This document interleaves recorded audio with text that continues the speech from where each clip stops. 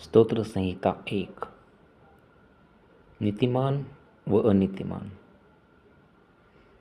जो पुरुष दुर्जनांच्या मसलतीने चालत नाही, पापीजनांच्या मार्गात उभा राहत नाही आणि निंदकाच्या बैठकीत बसत नाही, तर परमेश्वराच्या नियमशास्त्रात रमतो, त्याच्या नियमशास्त्राचे रात्रंदिवस मनन करीतो, तो धन्य.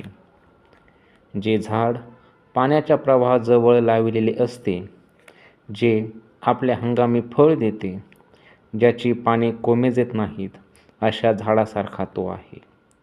आणि जे काही तो हाती घेतो ते सिद्धीत जाते.